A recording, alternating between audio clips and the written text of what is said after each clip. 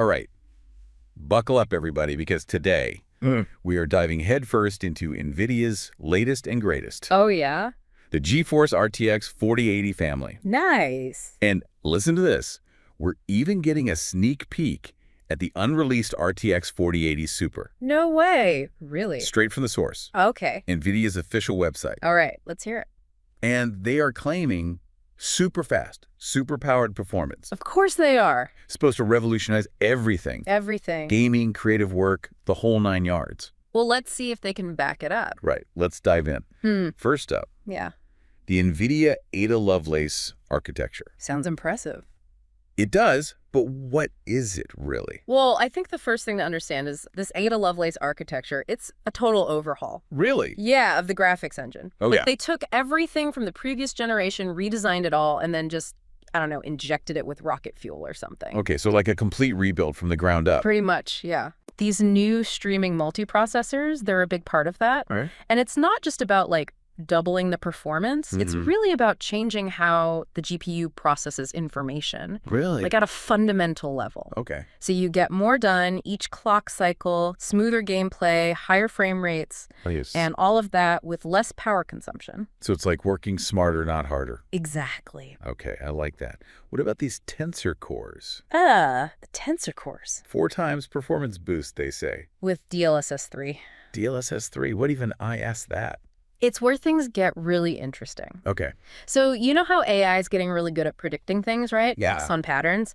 DLSS 3 basically applies that to your gameplay. Oh, okay. So it analyzes what's happening, the frames being rendered, Okay. then uses AI to predict what the next frames should look like. Oh, wow. Generates those frames, essentially creating extra frames. So higher frame rate without losing quality. Yeah, pretty much. It's like magic. That is wild. Like the game is predicting the future. It kind of is some very clever AI at work there. Okay, so we've got faster processing, AI frame generation, but we can't forget about those RT cores. Oh, right. The RP cores. Doubling the ray tracing performance. They're even using the word hyper-realistic. So, Yeah. I mean, you know, ray tracing makes games look amazing, but let me try to paint you a picture.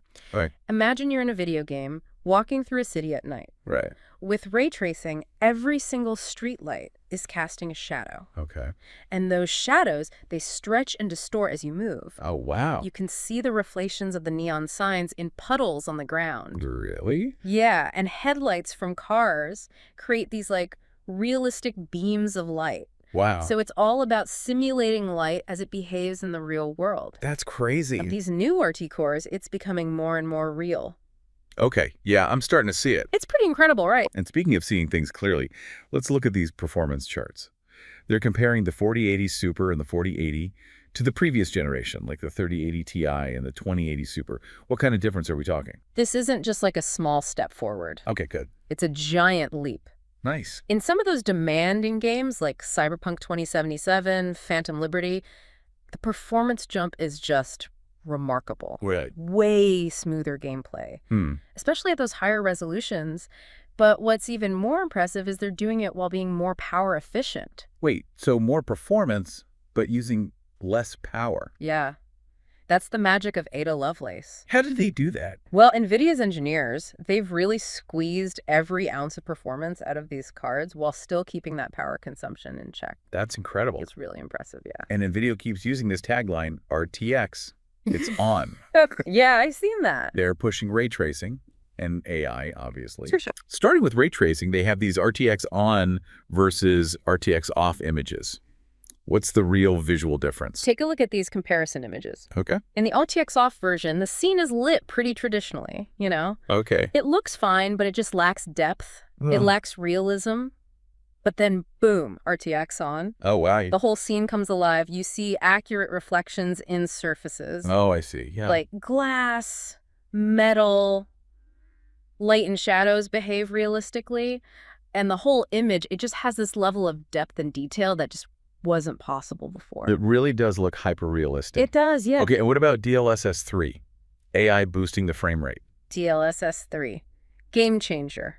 Okay. Especially for those who want high frame rates and amazing visuals at the same time. Of course, who doesn't? AI is doing the heavy lifting, Right. generating those extra frames. It's like an AI co-pilot for your graphics card, I like that. making sure everything is running super smoothly. Gotcha. So it sounds like these cards are beasts for gaming, but I know a lot of people use these for more than just gaming, too. Right. The website mentions NVIDIA Studio. What's that all about? Yeah, so NVIDIA Studio is a whole set of tools that uses the power of these GPUs to speed up creative workflows. Okay. So think 3D rendering, Yeah.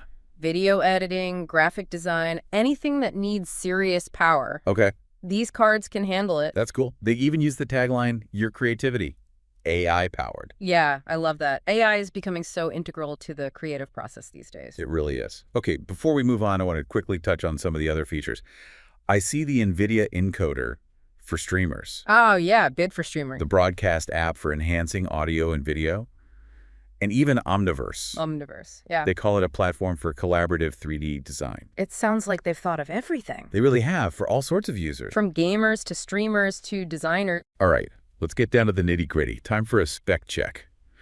What are the key numbers we need to know for both the 4080 Super and the 4080? All right, well, the 4080 Super has a whopping 10,240 CDA cores. Wow, that's a lot. It is, while the 4080 has 9,728. Okay, still a lot. What are CDA cores, by the way? Those are like the workhorses of the GPU. Okay. They handle all that parallel processing, Gotcha. which is essential for gaming and creative work. Both cards have 16 gigabytes of GDDR6X memory, That's like the fastest memory, right? the fastest available for GPUs today, yeah. Okay, so basically, these cards can handle anything. Pretty much. Wow. Most demanding games, complex 3D models, high-resolution video editing, they'll chew through it all. Amazing. Okay, one spec that always makes me a little nervous. Yeah. Power consumption. Ah, right. What are we talking about here? The 4080 Super uses 320 watts of graphics power. The 4080 is the same. Okay, so not too crazy. Not too bad, no. But I'm going to need to double check my power supply. Probably a good idea, yeah. Especially if you're going to be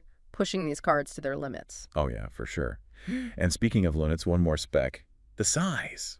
Ah, yes, the size. These are not small cards. Okay. They both take up 3 slots in your PC case. 3. Wow, I need to measure my case before I get too excited. Yeah, you might want to do that. I can already imagine all the things I could do with this kind of power, though. It's pretty exciting, huh? It is.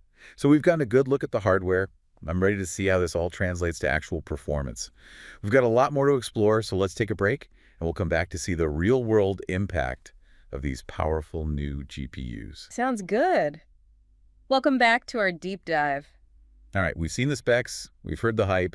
Now let's see how this technology translates into real-world performance. Exactly. We've been throwing around a lot of terms, right? We have. Streaming multiprocessors, tensor cores, DLSS3. It all sounds incredible. But now it's time to see it all in action. Exactly. How does it actually play out in a game or in a creative project? So let's go back to those performance charts. Okay.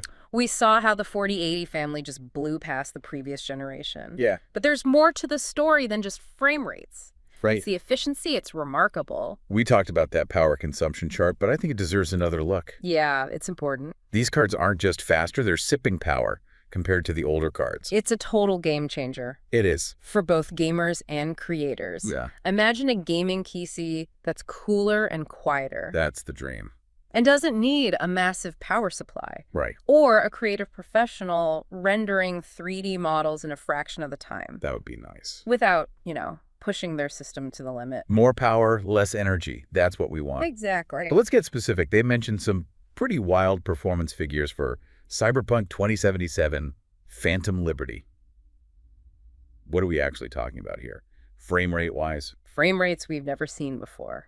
At 4K resolution with all the visual bells and whistles turned on, Cyberpunk 2077 Phantom Liberty, it's a demanding game, It is. especially with ray tracing. Right? But with the 4080 Super, you're looking at smooth, playable frame rates, Even with ray tracing maxed out. even with ray tracing maxed out. That's impressive. And then we add DLSS 3 on top of that. So DLSS 3 takes it to a whole other level. It's like having an AI co-pilot for your graphics card. Uh-huh. I love that analogy. It's looking at the visuals, predicting what those next frames should look like, and it feels them in itself. Multiplies your performance, basically, so you can crank up the settings and it's still smooth.